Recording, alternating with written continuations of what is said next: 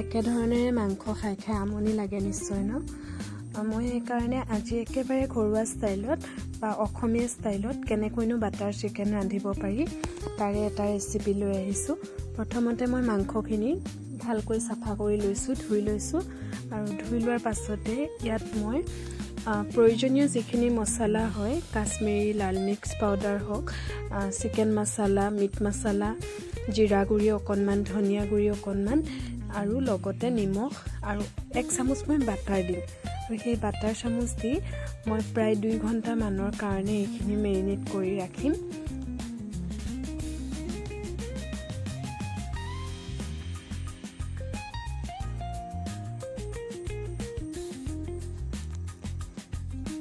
মই চিকেনখিনি যি ধৰণেৰে মেৰিনেট কৰিছিলোঁ সেই একেধৰণেৰে আলুখিনিও মেৰিনেট কৰি ৰাখিম। বাটাৰ চিকেনত অৱশ্যে আলু নিদিলেও হৈ যায়, কিন্তু মাংসত আলু পিচ নহ'লে কিবা এটা খাই ভাল নালাগে। সেইকাৰণে মই আলু দি দিছোঁ আৰু সকলোৰে নিজৰ নিজৰ পচন্দ অনুযায়ী যদি ভাল পাই দি দিব পাৰে। একেধৰণে মই মেৰিনেট কৰি ৰাখিছোঁ। আৰু এইফালে জুইত মই কেৰাহীখন বহাই লৈছোঁ। এইখিনি সময়ত মই বহুত বেছিকৈ জুইকুৰা দি দিয়া নাই। কেৰাহী পাতিয়ে মই ইয়াত তেজপাত আৰু কেঁচা জলকীয়া দি দিছোঁ, নহ'লে গোটা মছলাও দিব পাৰে যিখিনি থাকে। আৰু সেইখিনি দিয়াৰ পাছতে মই পিঁয়াজ দি দিছোঁ। পিঁয়াজখিনি মই প্ৰায় 2 মিনিটমানেই ভাজিছোঁ। আৰু এইখিনি অকণমান সময় যেতিয়া ভাজ খোৱা যেন দেখা গৈছে সেইখিনি সময়তে কাটি ৰখা বিলাহীখিনিও মই দি দিছোঁ।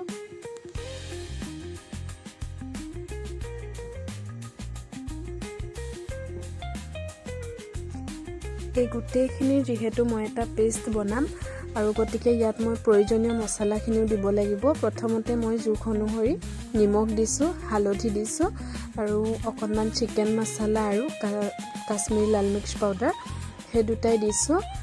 সেইকেইটা দি মেলি মই ধুনীয়াকৈ এইখিনি লৰাই অকণমান ভাজি ল'ম।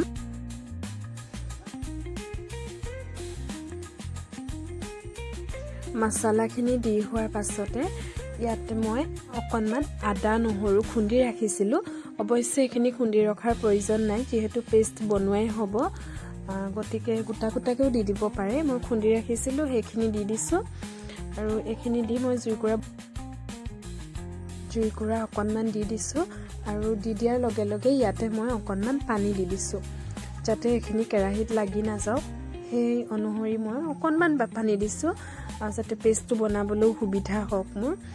আৰু সেই পানীখিনি দিয়াৰ পাছত মই 5 মিনিটমান আৰু ভাজিম যাতে অকণমান গলি যায়। ইমানখিনি গলোৱাৰো প্ৰয়োজন নাই যিহেতু পিচি ল'মেই।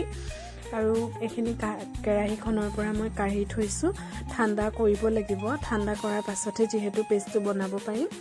মই কেৰাহীটো ভালকৈ চাফা কৰি লৈ ইয়াতে অকণমান মিঠাতেল দিছোঁ আৰু তাত 1 চামুচ বাটাৰ দি দিছোঁ। যিখিনি মই চিকেন মেৰিনেট কৰি ৰাখিছিলোঁ সেই চিকেনখিনি মই ফ্ৰাই কৰি ল'ব লাগিব। সেইকাৰণে যিমানটো মোক তেলৰ প্ৰয়োজন হৈছে মই সিমান অনুসৰি তেল আৰু বাটাৰ দুয়োটাই মিক্স কৰিছোঁ যাতে ফ্লেভাৰটো আহে ভালকৈ। মই 50% মান এইখিনি প্ৰায় সিজাই ল'ম এনেধৰণে ফ্ৰাই কৰি।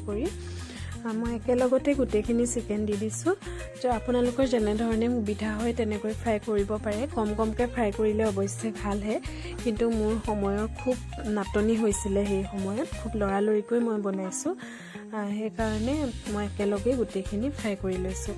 এইখিনি দেখিছেই মই কিমানটো পৰ্যায়লৈকে ফ্ৰাই কৰিছোঁ। আৰু মই একেটা কেৰাহীতে যিখিনি আলু মই মেৰিনেট কৰি ৰাখিছিলোঁ সেই আলুখিনিও ফ্ৰাই কৰি ল'ম।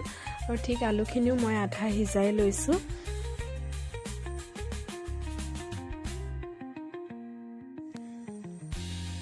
আলুখিনি ফ্ৰাই কৰাও মোৰ হৈ গৈছে। মই কেৰাহীৰ পৰা ধুনীয়াকৈ কাঢ়ি লৈছোঁ। আৰু যিটো মই পেষ্ট ঠাণ্ডা কৰি ৰাখিছিলোঁ সেইটো পেষ্ট মই এটা মিক্সাৰ বাতিত ভৰাই লৈছোঁ। আৰু অকণমান ইয়াতে মই দৈ দিছোঁ।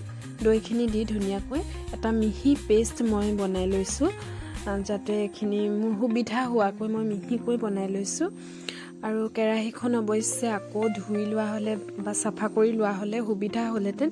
মই যিহেতু কৈছোঁ মোৰ সময়ৰ একেবাৰে খুব নাটনি হৈছে, সেইকাৰণে একেটা কেৰাহীকে মই বহুৱাইছোঁ আৰু সেই কেৰাহীতে মই মাত্ৰ অকণমান বাটাৰ এড কৰি দিছোঁ আৰু বাটাৰখিনি দিয়াৰ পাছত যিটো পেষ্ট মই বনাই ৰাখিছিলোঁ সেই পেষ্টটো তাত দি দিছোঁ।